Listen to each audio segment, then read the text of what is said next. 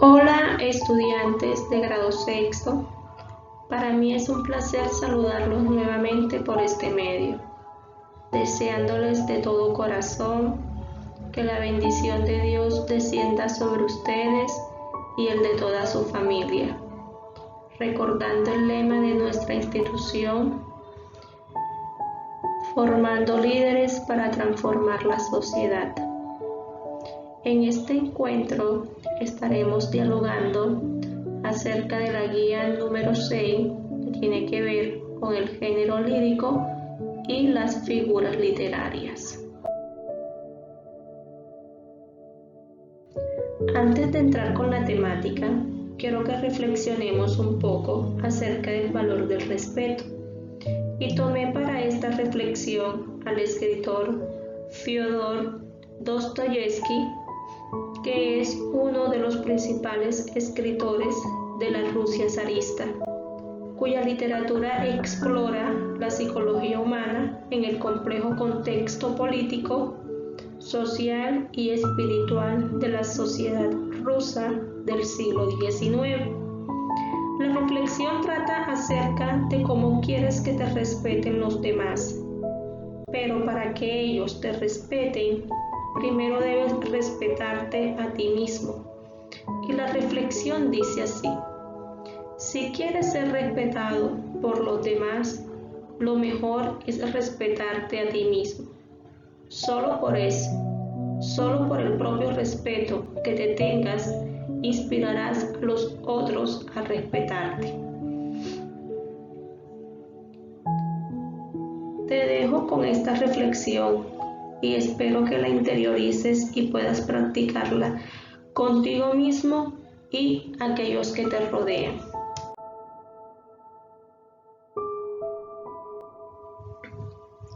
El tema lo iniciaremos con un poco de historia del género lírico. El género lírico, llamado también poético o simplemente poesía, ha tenido diversos tipos de estructuras y formas de expresión.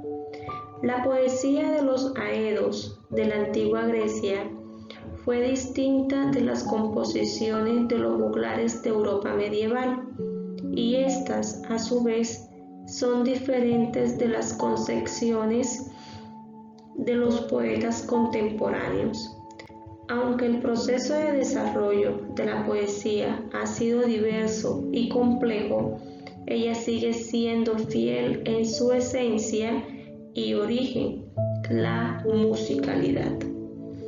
La poesía puede considerarse como una de las artes más antiguas. Originalmente estaba unida a la música en la canción. Luego se fue independizando y el ritmo propiamente musical fue sustituido por el ritmo lingüístico, el de las palabras. El origen de la poesía como un momento preciso es difícil de establecer.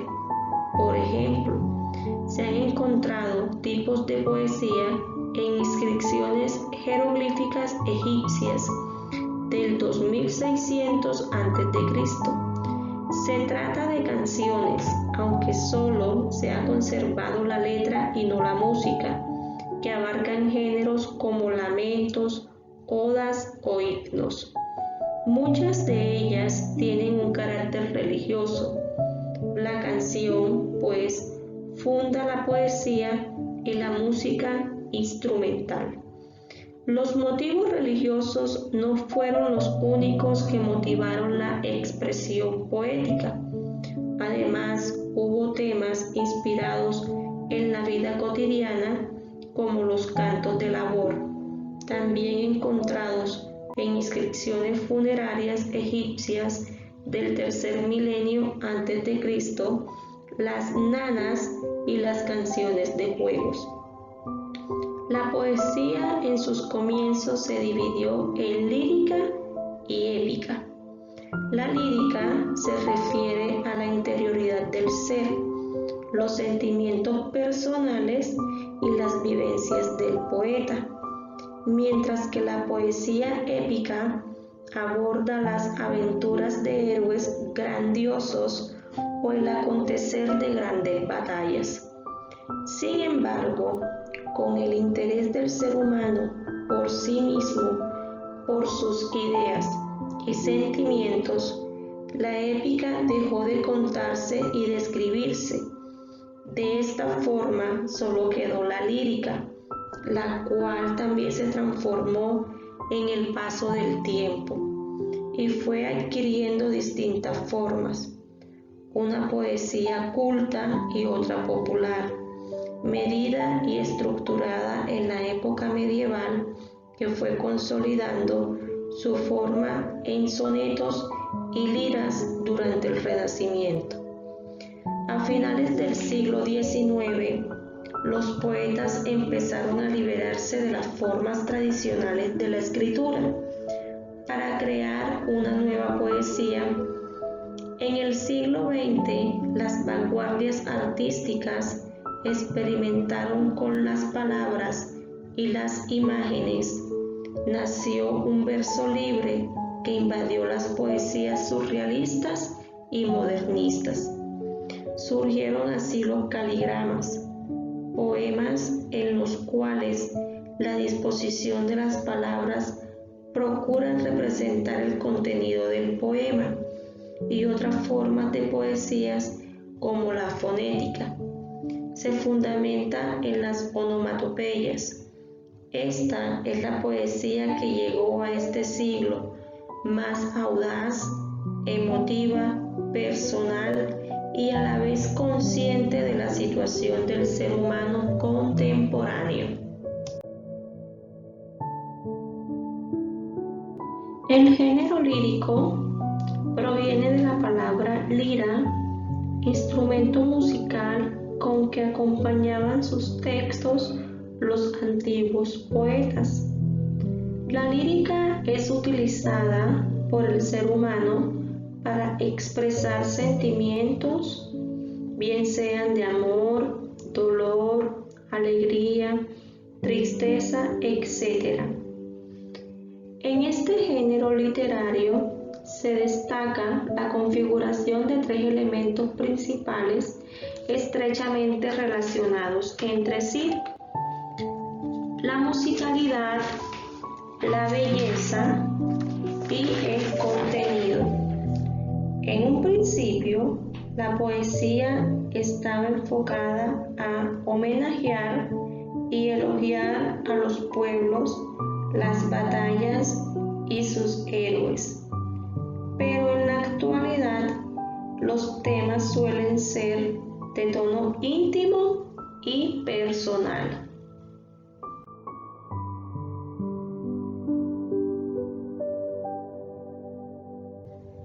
El género poético o género lírico se caracteriza por emplear las siguientes características.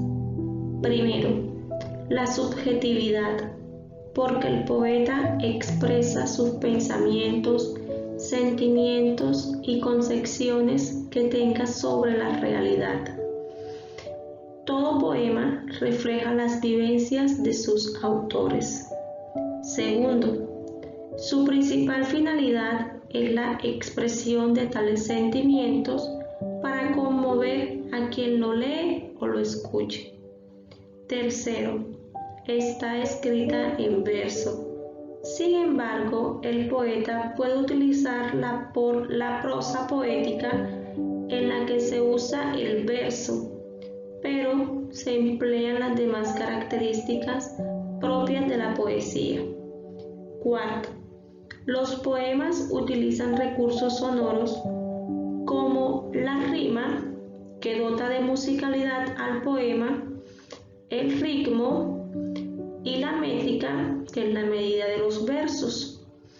Cabe aclarar que las características expuestas son sugerencias que pueden seguir al momento de escribir poesía, pero no reglas infranqueables, pues en la actualidad muchos poetas deciden crear un estilo propio, en el que rompen las normas establecidas para expresar expresar mejor su sentido.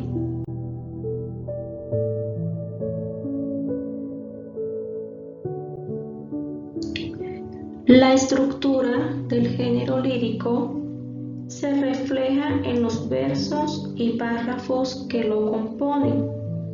A su vez, los versos pueden tener una medida específica para otorgarle cualidades sonoras como la rima. La musicalidad consiste en lograr que los sonidos de las palabras de un texto lírico nos recuerden la misma armonía y belleza que tiene la música producida por instrumentos. El ritmo está relacionado con la sensación de rapidez o lentitud que transmiten las palabras. También lo forman las repeticiones de las palabras o los acentos combinados cuidadosamente. Y la rima ayuda a la musicalidad y al ritmo, gracias a la manera en que se concluyen cada uno de los versos. Se establecen a partir de la última vocal acentuada. Los versos que terminan con sonidos vocálicos y consonánticos iguales tienen rima consonante, y los que en su terminación solo coinciden los sonidos vocálicos tienen rima asonante.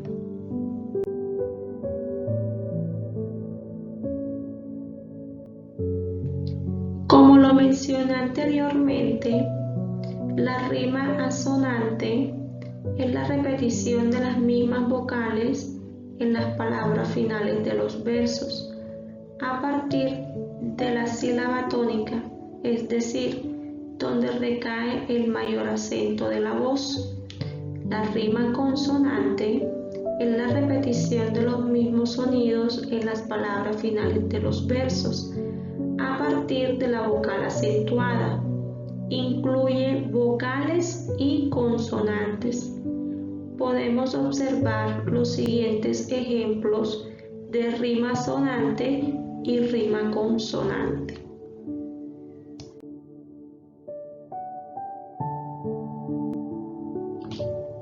Por su estructura, el género lírico puede clasificarse de la siguiente forma. Poemas.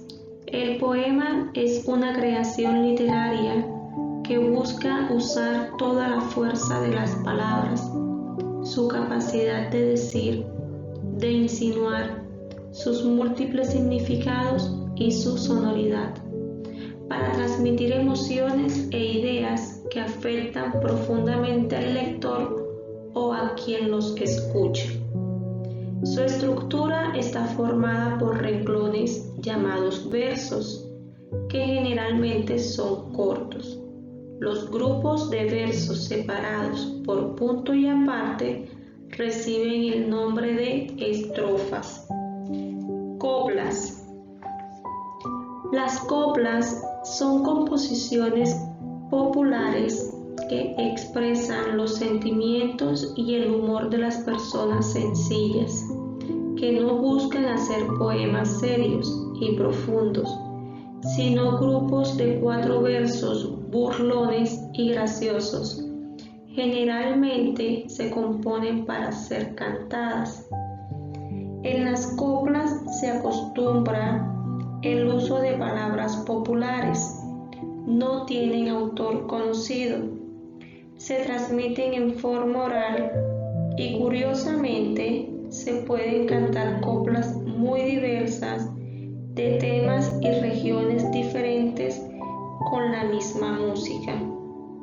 La terminación de versos con sonidos vocálicos y consonánticos iguales, es decir, la rima consonante es la que se usa en las coplas y se encuentran resaltadas en negrilla.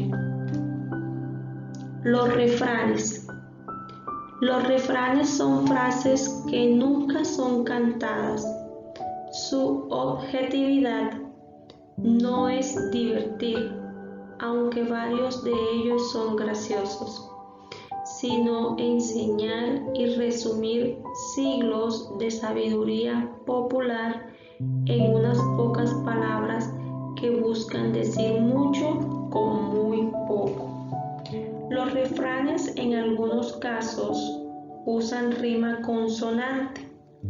Ocasionalmente emplean palabras o expresiones populares que no respetan las reglas ortográficas o gramaticales. Es el caso del refrán: la cabra tira pa'l monte, en la que se junta la preposición para y el artículo el. De acuerdo con el tema que tratan, se han clasificado principalmente en hábitos y costumbres, salud, amor y muerte. Adivinanzas. Son textos cortos de la tradición oral que usan la musicalidad y la rima para un propósito muy curioso. En lugar de nombrarlo con claridad, buscan ocultar el objeto descrito, pero dando las suficientes pistas, como en un caso policíaco, para que quien escuche o lea pueda descifrar el enigma. Y el acróstico es un breve poema que debe cumplir una condición. Cada verso tiene que comenzar con una letra que sea parte del nombre de una persona o de una cualidad que se quiere resaltar. De modo que si leemos en forma vertical, de arriba a abajo, estamos leyendo el nombre o la palabra a la que nos referimos. Generalmente es un escrito que se utiliza como homenaje y por lo tanto resalta cualidades físicas o espirituales.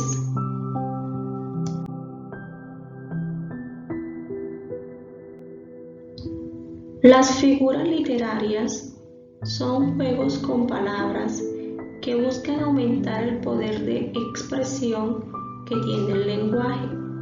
Los escritores recurren a estos recursos cuando desean decir algo que en el lenguaje cotidiano les resulta muy difícil. Estos trucos relacionan objetos aparentemente inconexos para lograr que nuestras sensaciones se multipliquen y sobre todo para hacernos percibir emociones y visiones absolutamente nuevas. En ocasiones le envían a un sentido lo que le corresponde a otro. Por ejemplo, cuando decimos que estamos escuchando el azul del mar o que una niña tiene una voz dulce, pues ni el color azul se puede escuchar, ni una voz, así sea de una niña, puede saber a dulce, pues no se puede probar.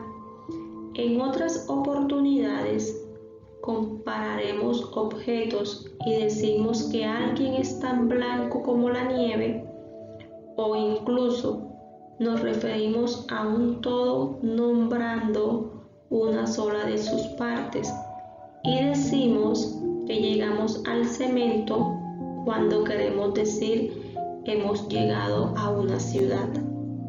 Algunas de estas figuras literarias son la hipérbole, el símil o comparación y la metáfora.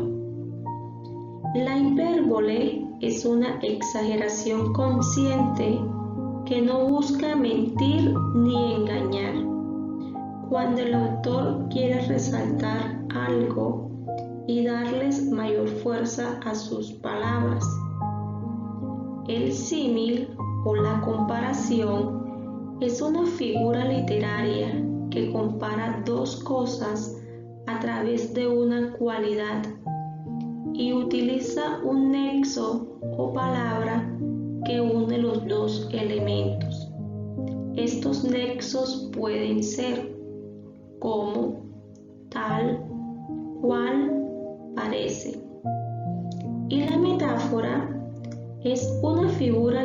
literaria que compara dos elementos al igual que el símil, pero no se muestra el segundo, porque el primero se sobreentiende, no usa nexos o palabras comparativas.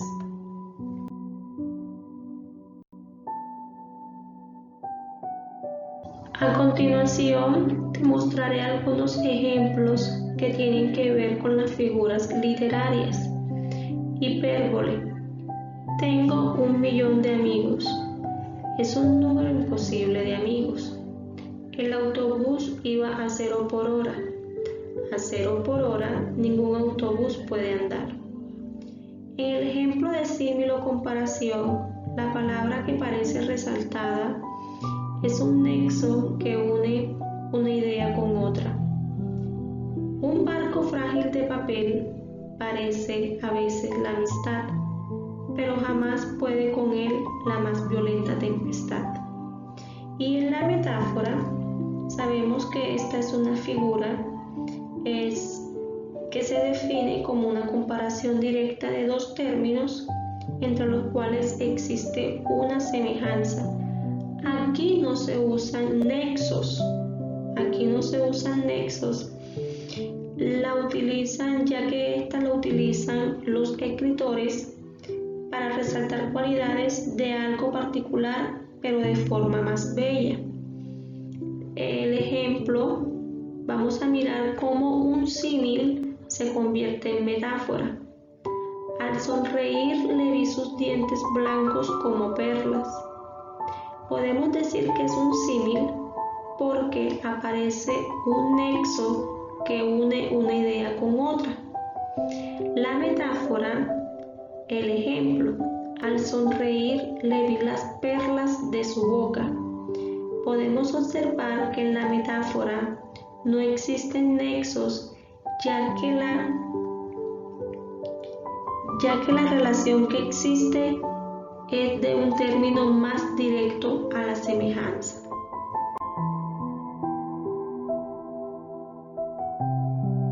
Para poner en práctica todo este conocimiento, te invito a realizar la actividad número 6, relacionada con las temáticas que hemos visto y que tienen que ver con el género lírico y las figuras literarias, que conciernen al segundo periodo, la cual encontrarás en la plataforma desde el 23 de julio hasta el 6 de agosto, que es el tiempo límite para entregar esta actividad.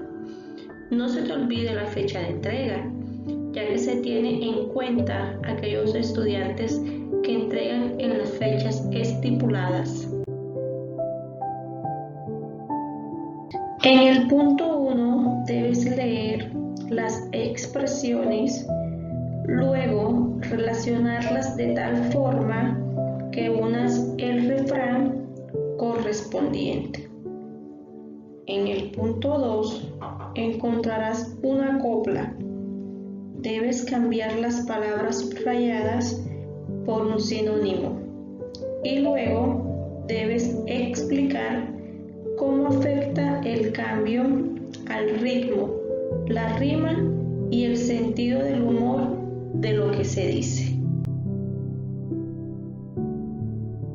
En el punto 3 encontrarás unas expresiones que debes leerlas y decir si pertenecen a una hipérbole, una metáfora o un símil. Recuerda que debes colocar las iniciales de las palabras. Si es H, es hipérbole. Si es M, es metáfora. O si es S, es símil. En el indicador del hacer encontrarás las siguientes actividades. En este indicador encontrarás una nueva actividad que tiene que ver con el aprendizaje cooperativo que más adelante te estaré explicando. En el punto 4 del indicador del hacer, en los poemas aparecen muchas metáforas. Fíjate el ejemplo. y haz lo mismo con el resto de las parejas de los sustantivos. En el punto 5, la poesía es un juego con palabras. Para empezar a jugar, puedes entrenarte con la rima. Busca 3 palabras que rimen con cada una de las siguientes: bicicleta, hormiga, natación y verano. Aquí vas a buscar 3 palabras que rimen para cada una de ellas. En el punto 6, debes relacionar la metáfora con la palabra más adecuada. Colorea del mismo color los recuadros. Observa el ejemplo. Y en el punto 7, debes leer el fragmento y luego debes marcar con una X qué tipo de rima tiene, si es asonante o consonante, y explicar por qué escogiste ese tipo de rima. Como te había mencionado, en el indicador del hacer encontrarás una nueva actividad relacionada al aprendizaje cooperativo. Esta actividad está basada en los grupos cooperados que deben responder las siguientes preguntas basadas en las temáticas del género lírico. Cada pregunta está direccionada a un grupo de 5 integrantes. La dinámica de esta actividad será de acuerdo al orden del número de lista de cada salón, con 5 integrantes de cada grupo. Se les recomienda leer la guía y observar el video para hacer la respectiva participación del grupo en el encuentro sincrónico. Nota: cabe recordar que para el desarrollo de la actividad en grupos cooperados no es necesario hacer encuentros físicos ni virtuales. Simplemente debe resolver la guía, la actividad correspondiente a su grupo, y se socializará en el encuentro sincrónico.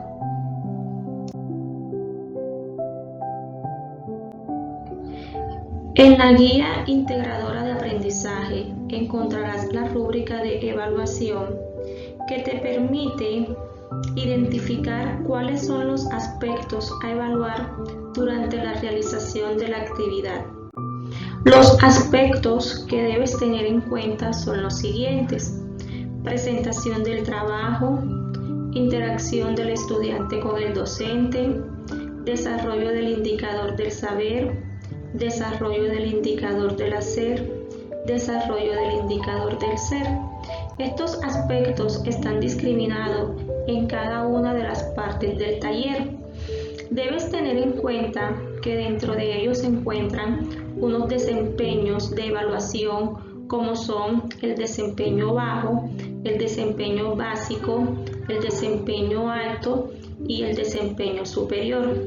Estos desempeños van relacionados a cada uno de los aspectos a evaluar, que al finalizar la actividad se va a tener en cuenta que al finalizar el docente va a tener en cuenta cada uno de estos aspectos dependiendo cómo usted haya realizado su trabajo. No siendo más, me despido de ustedes y espero que toda esta explicación la tengan en cuenta a la hora de realizar sus actividades. Bendiciones para ustedes y toda su familia. Nos vemos en un próximo encuentro.